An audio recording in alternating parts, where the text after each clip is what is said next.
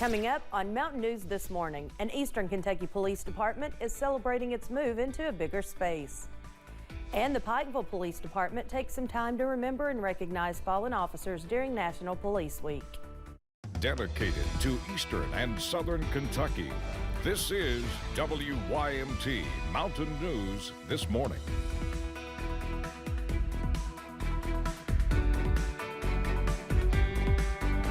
Good morning, I'm Chas Gayhart. It is 6:29 on Thursday, May 18th.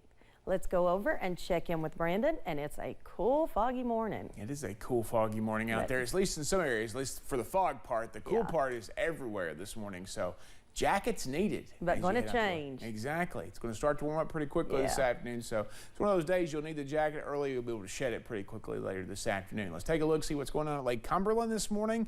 And again, not a whole lot of action, starting to see some daylight down there so far. And again, mix of sun and clouds out there, starting to see some color on the water down in Pulaski County. Go over to the temperatures. 40s in Grundy, Prestonsburg, Ashland, Irvin, Hazard, Williamsburg. And it's just chilly out there overall. The warmest spot in the region is 56 in Monticello. So again, just be ready for that as you step out the door. Some patchy, dense fog. We'll head up into the upper 70s, low 80s this afternoon, right around 3 o'clock. But those clouds will gradually continue to increase throughout the day, and some spotty rain chances will show up on the radar as we head deeper into the day as well. More on this forecast coming up in just a little bit. Chas? Thanks, Brandon. Well, it's National Police Week, and the Jackson Police Department staff is celebrating their official move into a new building. They say this has been in the works for a few years now. WYMT's Olivia Calfee stopped by the new location to learn more about it. Jackson Police Chief Brian Haddix says for as long as he can remember, the Jackson Police Department has been located inside of City Hall. I've been an officer for 23 years, and it's been there for that length of time. I don't know that this is probably the first time that the police department's not been connected to City Hall. Now transitioning from a 3-room department at City Hall to a newly renovated 2-story building just down the street. City of Jackson Mayor Laura Thomas says finding the department a larger location with more up-to-date technology has been in the works for years. We're excited that we were able to access USDA rural development funding to provide the majority of the funds for this renovation. It was over a $600,000 project, and USDA provided approximately $450,000 of that, and we used local funds to match to make the project a reality. Chief Haddix explains one of the new details they are adding to the department that they have not had in the past. We're adding a victim's computer to our lobby, so any victim of any crime can come to the lobby and get information or help, or EPOs, DVOs that'll be accessible in our lobby. So just more technology for us and the community to use. And he says in the event of another disaster, the larger space will help better serve the community. It could be transformed into an emergency operations center. It could, we have room now for storage, there's more people can access it here quicker than they could out in the community. So just having more space just makes for a better place. That was Olivia Calfee reporting. Chief Haddix also says they have applied for another grant to add a generator to the building. He says this will also help in the event of another disaster to ensure the Jackson Police Department can be running and utilized at all times. And yesterday was Pikeville Police Department took the day to recognize its fallen officers during National Police Week. A group of officers visited the grave sites of fallen officer Scotty Hamilton, who was shot in the line of duty in 2018, and Alonzo Robinson, who was killed in 1929. The 94th anniversary of his death being this week.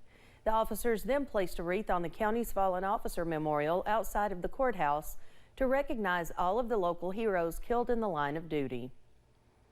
Kentucky is trying to recruit, retain, and pay teachers more.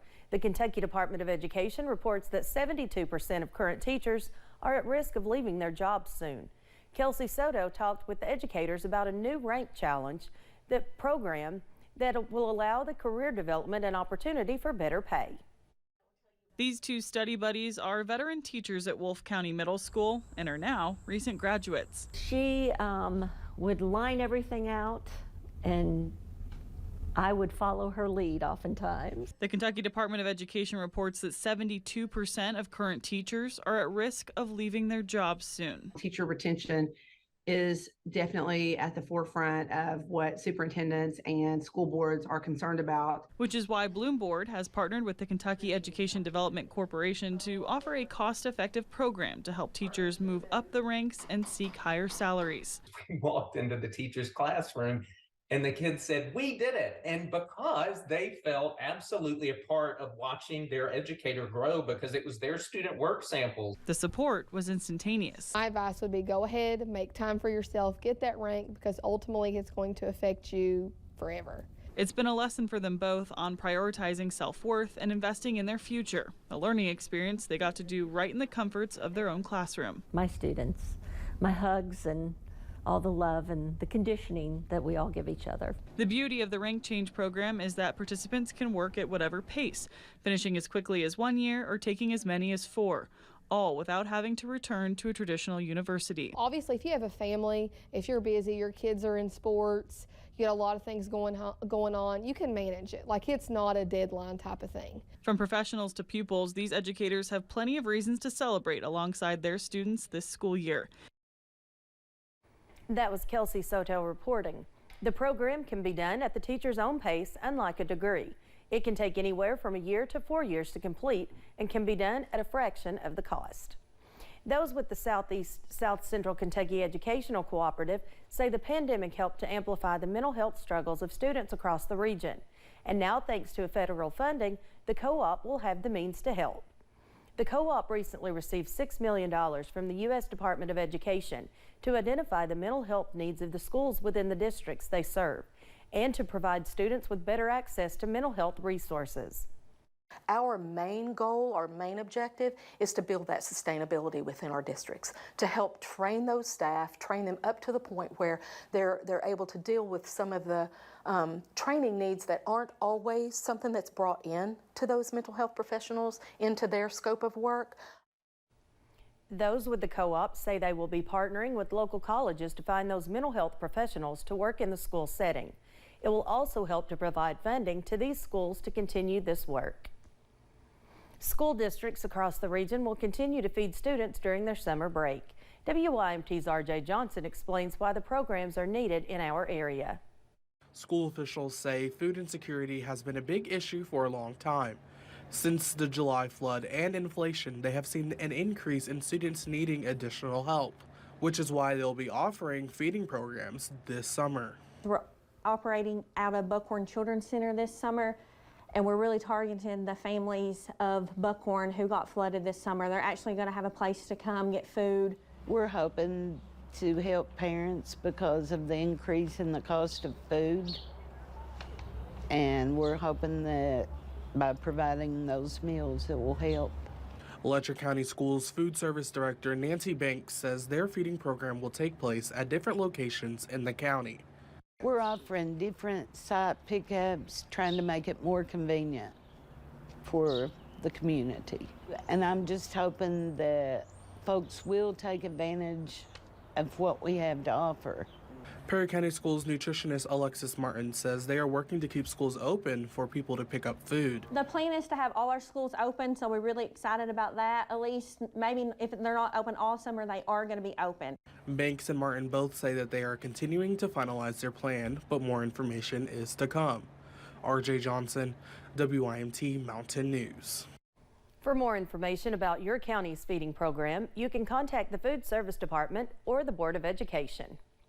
Well, one Pike County teacher is being celebrated for his innovation in education as he retires from his teaching position this year.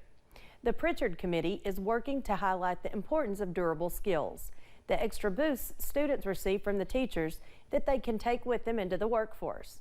That's why the committee visited Dr. Heredos Shadrun, a teacher at Belfry High School, who has implemented many STEM programs at the school in his 23 years. So he's been on our radar for a while, and he's a terrific example of what's possible all across the state of Kentucky. So we want to lift him up as an example for other educators and as an example for other school leaders and districts as to what's possible in their schools and supporting students for their future. For more information about the Meaningful Diplomas series and how educators can approach the idea, you can find this story on our website. The Louisville Orchestra is in Eastern Kentucky, making its first stops on its tour across the state.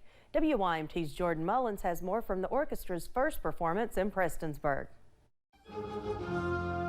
On Wednesday, the Louisville Orchestra made its first stop on its In Harmony tour across Kentucky, performing at the Mountain Arts Center in Prestonsburg. What we're really doing out here is we're coming into communities that we don't get to see very often in Louisville, and we're just sharing our passion for music with these communities who share their passion for music with us as well. Bringing free shows to communities across the Commonwealth, to folks who may have never had the opportunity to see a live orchestra. They were able to provide this for free all across the Commonwealth, and that's the added bonus. You know, folks, we hope to see some folks in this building that don't quite make it to the Mountain Arts Center very much. Bringing in new sounds and some familiar ones too. Being able to invite the orchestra in to bring in a new mixture of sounds for people to listen to, I think is great. But I think a lot of people will also hear some of that traditional sounds. Lindsey Branson, a Hazard native, co-composed a piece for the orchestra's tour titled Home, aimed at representing the state and the region that she calls home. It is such an honor to be able to do this with the Louisville Orchestra and to actually get to do it in my hometown and not have to drive out 3-4 hours to be able to do this. Bringing music to the mountains and across the state for all to enjoy. In Prestonsburg, Jordan Mullins, WYMT Mountain News. The Louisville Orchestra will also make stops in Appalachian Wireless Arena in Pikeville today and at the Harlan County High School on Friday. All shows begin at 7:30 p.m. and tickets are free at the door.